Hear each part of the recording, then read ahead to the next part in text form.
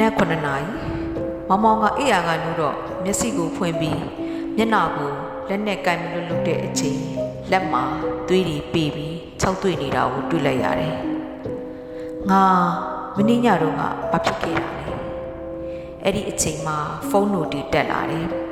။မနက်3:18 မိနစ်မှာ gallery ထဲကိုဓာတ်ပုံအသစ်တွေထည့်ထားတာတွေ့လိုက်ရတယ်။မောင်မောင်ကမဖွင့်ကြည့်ချင်ဘူး။ဒါပေမဲ့ gallery ကိုဖွင့်ကြည့်လိုက်တော့ပထမဓာတ်ပုံအမောင်ခန်းတစ်ခုမြေပြင်ပေါ်မှာသွေးဆက်တွေပြန့်ကျင်းနေတယ်။ဒုတိယတစ်ခုမျက်နှာကိုမမြင်ရဘူး။လူတစ်ယောက်ရဲ့ခြေထောက်ကိုပဲမြင်ရတယ်။တတိယဓာတ်ပုံမှန်ရှိမှရိုက်ထားတဲ့ဇက်ဖီပုံမျက်နှာသီးနဲ့မျက်နှာတစ်ခုမျက်လုံးတွေကမောင်မောင်နဲ့မတူ။မောင်မောင်အသက်ရှူကကျက်လာပြီ။ဒီပုံတွေကိုငါမရိုက်ခဲ့ပါဘူး။ဖုန်းကနေအတန်မက်ဆေ့တစ်ခုတက်လာတယ်။အတန်ကနင်းရဲ့အတန်မင်းအိတ်နေတော့သူထွက်လာခဲ့တယ်။သူကကြောက်လဲမနေဘူး။ငိုလဲငိုမနေဘူး။သူလိုအပ်တာတွေကိုပဲတက်တိရှိရှိလုပ်သွားတယ်။မောင်မောင်ကသူလူတက်ခဲ့တာလားဆိုပြီးညီးထွားနေတော့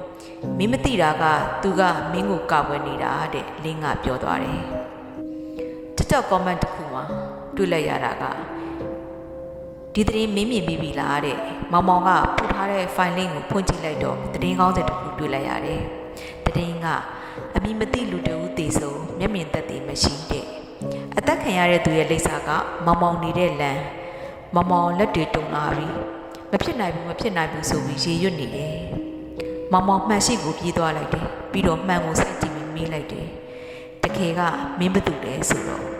မှန်လေးကနေထီမထင်တဲ့မျက်နှာမာကြောကြောမျက်နှာတစ်ခုကငါကသူမင်းမလုပ်နိုင်တဲ့အရာတွေကိုငါလုပ်တာတဲ့မောင်မောင်ကငိုကြွေးလိုက်ပြီးငါလူသက်သမားမဖြစ်ချင်ဘူးဆိုတော့မှန်လေးကနေအခုထိဒါပေမဲ့မင်းအခုထိအသက်ရှင်နေတာငါကြောင့်ပဲတည်လားမောင်မောင်တဲ့ no application ကနေအလိုလျောက်စာသားတစ်စောင်းတက်လာတယ်အမည်နံပါတ်3သူနာမည်ကသူအခြေအနေတက်ဝင်လှုပ်ရှားမှုရှိနေပြီသူဆိုတာက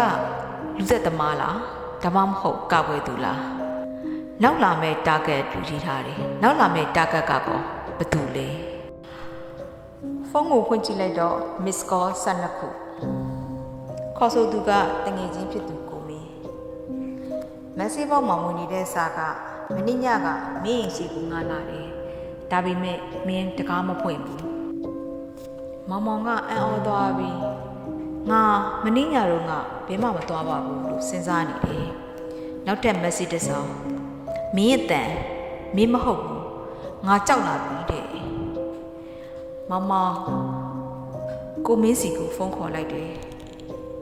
ကိုမင်းလားငါပါမင်းတငယ်ချင်းပါဆိုတော့ကိုမင်းကမင်းနဲ့ငါဘာမှမဆိုင်ဘူးမင်းနာမည်ကိုတော့မကြားချင်တော့ဘူးဆိုပြီးဖုန်းချသွားတယ်မောင်မောင်အသက်ရှူကကျက်လာတယ်နောက်နေ့ဖုန်းကမက်ဆေ့တစ်စောင်ဝင်လာတယ်ပို့တဲ့သူကသူ့တဲ့မေးမနေနဲ့တော့ကိုမင်းတည်တင်တာကိုတည်သွားပြီမင်းမလုပ်လိုက်တာလဲဆိုပြီးစာပို့တော့အော်တိုတိုက်ပင်းနဲ့စာပြန်လာတယ်ကိစ္စမရှိဘူးအခုကိုမင်းမပြန်နိုင်တော့ဘူးတဲ့အလင်းအောင်မရှိတဲ့အခန်းထဲမှာကြောက်လန့်နေတဲ့မျက်နှာနဲ့ကိုမင်းသူပိတ်ခံထားရတယ်နောက်တော့အသက်ခံလိုက်ရတယ်ကိုမင်းကတော့ဒုတိယမြောက်အသက်ခံရသူပါ no application ကအော်တိုပွင့်နေတယ်အမည်နံပါတ်3သူအခြေအနေစာလောင်နေတယ်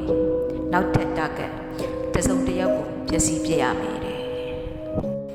ဒီလိုနဲ့ရက်တွေကိုကြော်ဖြတ်လာရင်အမည်နံပါတ်3သူကမောင်မောင်ရဲ့စိတ်ထဲကနေအပြင်ကိုခဏခဏထွက်ပြီးသူ့ရဲ့စာလောင်မှုတွေကိုလုပ်ရင်တဖြည်းဖြည်းအားကောင်းလာတယ်သူနောက်ထပ်အမဲလိုက်ပြီးဖယ်ထုတ်နိုင်မယ်ဆိုတဲ့သူကတော့သူ့ရဲ့ကိုပွားမူရင်းစိတ်ပိုင်ရှင်စိတ်သက်ခွန်အားနေပါပြီးကြောက်တက်လွန်တဲ့အရာအလုံးရဲ့မျက်မြင်သက်သေဖြစ်တဲ့မောင်မောင်သူမောင်မောင်ကိုဖျက်ဆီးပစ်လိုက်တယ်ပြီးတော့နှုတ်ထဲမှာရေးထားတဲ့မောင်မောင်စီကိုပို့ထားတဲ့စာတွေဗီဒီယိုတွေဖိုင်တွေအလုံးကိုဖျက်ပစ်လိုက်တယ်အဲ့ဒီနောက်စာလောင်နေတဲ့သူတယောက်လူသူ့ရဲ့သားကောင်းတွေကိုရှာဖို့အတွက်အိမ်တကားကိုပိတ်ပြီးလမ်းမကြီးပေါ်ကိုစတင်ကြည်လန်းလိုက်တယ်DIG ဝေဒနာရှင်စိုက်ကိုပတ်တွေရဲ့စိတ်တွေကခံစားမှုလိုက်ကိုရီအမျိုးမျိုးစိတ်တွေအမျိုးမျိုးခွဲနေကြပေမဲ့ အားနည်းတဲ့စိတ်တွေကိုအားကြီးတဲ့စိတ်တွေကအနိုင်ယူနိုင်တယ်။ဒီဇလန်ထဲမှာလည်းအားနည်းလွန်းတဲ့မူရင်းခန္ဓာကိုယ်ပိုင်ရှင်ရဲ့စိတ်မောင်မောင်ရဲ့စိတ်ကိုအားကြီးလွန်းတဲ့စိုက်ကိုပတ်လူသက်သမားရဲ့စိတ်ကစုံမိုးလိုက်တာပါပဲ။နားဆင်ပြီးတဲ့အတွက်ကျေးဇူးတင်ပါ